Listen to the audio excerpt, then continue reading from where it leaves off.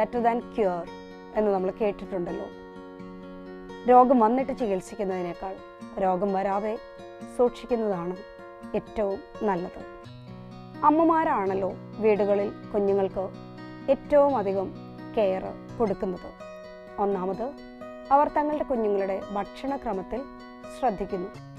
ആഹാരത്തിലെ പോഷകങ്ങളുടെ കുറവ് അവരുടെ ശാരീരിക ആരോഗ്യത്തെയും അതുപോലെ തന്നെ മാനസികാരോഗ്യത്തെയും ബാധിക്കും. പഠനത്തിലെ ശ്രദ്ധ ഗണ്യമായി കുറയും. പ്രഭാത ഭക്ഷണം രോഗപ്രതിരോധ ശേഷിയും ഏകാഗ്രതയും വർദ്ധിപ്പിക്കും.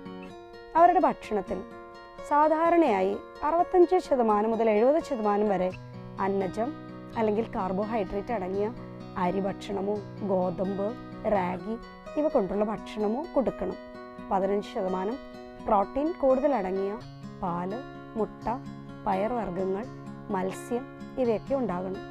ഇത് രക്തത്തിൽ അമിനോ ആസിഡിൻ്റെ അളവ് വർദ്ധിപ്പിച്ച് തലച്ചോറിൻ്റെ പ്രവർത്തനം കൂട്ടുന്നു.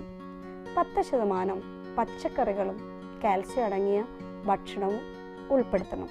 പാല്, അതിൻ്റെ ഉൽപ്പന്നങ്ങളായ തൈര്, മോര്, യോഗട്ട്, പനീർ എന്നിവയും ആഴ്ചയിൽ 3 ദിവസം ഇലക്കറികളും ഇടനേരം ആഹാരമായി ഫ്രൂട്ട്സ്, നട്ട്സ് ഇവ കൊണ്ടുള്ള വിഭവങ്ങളും ഉണങ്ങിയ പഴങ്ങൾ എന്നിവയും നൽകാം. ഭക്ഷണത്തിലെ വൈവിധ്യം വരത്തക്ക വിധം ചോറിന് പകരം തക്കാളിച്ചോറ്, തൈര് ചോറ്, ഫ്രൈഡ് റൈസ്, പച്ചക്കറികൾ ഇവ ധാരാളം ചേർത്ത ഗോതമ്പ് ന്യൂഡിൽസ് ഇവയെല്ലാം നൽകാം. ആൻറ്റി ഓക്സിഡൻറ്റുകൾ ധാരാളം അടങ്ങിയ പഴങ്ങളും പച്ചക്കറികളും നൽകാം. ചുവന്ന ഇറച്ചി, ജങ്ക് ഫുഡ്സ് ഇവയുടെ ഉപയോഗം ഗണ്യമായി കുറയ്ക്കണം. പൂരിത കൊഴുപ്പുകൾ, സംസ്കരിച്ച മാംസവിഭവങ്ങൾ, സോസേജുകൾ, പഞ്ചസാര, ഉപ്പ് ഇവയുടെ അമിത ഉപയോഗം കുറയ്ക്കണം. omega-3, omega-6 എന്നീ ഫാറ്റി ആസിഡുകൾ ബ്രെയിൻ ഗ്രോത്തിന് വളരെ ആവശ്യമാണ്.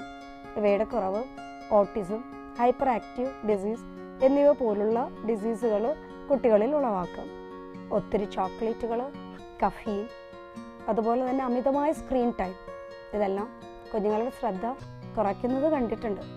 അമിതമായി മധുരം കഴിക്കുമ്പോൾ പല്ലിൽ പറ്റിപ്പിടിക്കുന്ന ആഹാരപദാർത്ഥങ്ങൾ പല്ലിനെ ക്ഷയിപ്പിക്കുന്നു.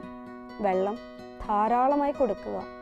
അത് മലബന്ധം, യൂറിനറി ട്രാക്ട് ഇൻഫെക്ഷൻ പോലുള്ള രോഗങ്ങൾ എല്ലാം തടയും. നമ്മൾ ആരംഭത്തിൽ കേട്ടതുപോലെ prevention is better than cure. നമ്മൾ ആരോഗ്യമുള്ള കുഞ്ഞുങ്ങളെ വാർത്തെടുക്കണമെങ്കിൽ അവരുടെ ഭക്ഷണക്രമത്തിൽ നമ്മൾ ശ്രദ്ധിക്കുന്നത് വളരെ ഉചിതമാണ്. ഇക്കാര്യത്തിൽ വലിയൊരു ശ്രദ്ധയുണ്ടെങ്കിൽ കുഞ്ഞുങ്ങളെ ആരോഗ്യമുള്ള കുഞ്ഞുങ്ങളാക്കി ഭാവി പൗരന്മാരാക്കി നമുക്ക് വളർത്തിയെടുക്കാം. നന്ദി.